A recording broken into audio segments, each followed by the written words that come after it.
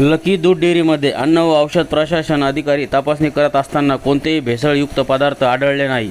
तर आत्ताची सर्वात मोठी बातमी. शेगाव शहरातील लकी दूध डेअरी येथे दिनांक 8/4/2026 रोजी अन्न व औषध प्रशासनाच्या अधिकाऱ्यांनी नुकतीच तपासणी केली आहे. या तपासणीबाबत काही अफवा पसरत असल्याच्या पार्श्वभूमीवर प्रशासनाने नागरिकांना महत्त्वाचे आवाहन केले आहे.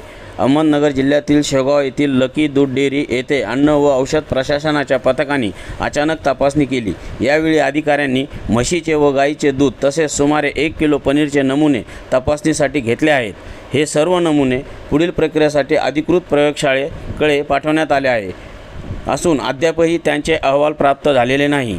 दरम्यान या घटनेबाबत सोशल मीडियावर काही अफवा पसरत असल्याचे निदर्शनास आले आहे. यावर अन्न व औषध प्रशासनाने स्पष्ट केले आहे की तपासणी ही नियमित प्रक्रिया असून नागरिकांनी कोणत्याही अप्रमाणित किंवा खोट्या अफवांवर विश्वास ठेवू नये.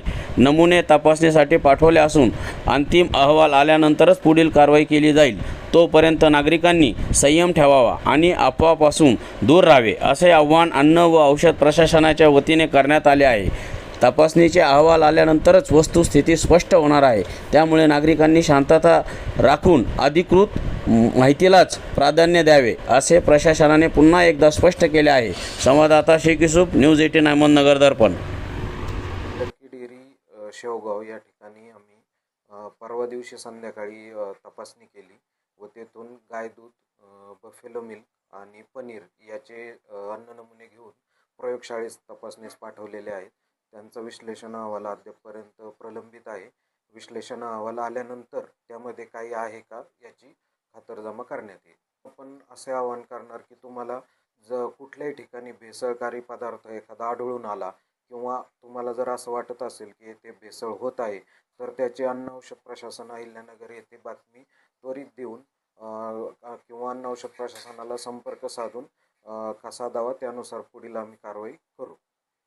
त्या ठिकाणी पवार साहेबांनी जी कारवाई केली आहे त्याच्यामध्ये नियमित तपासणी झाली आहे. त्याच्यामध्ये शत्रुदर्शनी डेअरीमध्ये जेव्हा व्हिजिट केली तेव्हा त्या ठिकाणी कोणताही भेसळकारी अन्नपदार्थ वगैरे असल्याचं असं काही झालं नाही.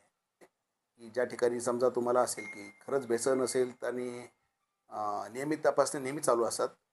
आमच्या तपासणी अंती जेव्हा केव्हा निर्णय येईल की ज्यामध्ये काय जे आहे त्यानुसारच आमची पुढची कारवाई होते. अफवांवर कोणी त्यामध्ये विश्वास ठेवू नये.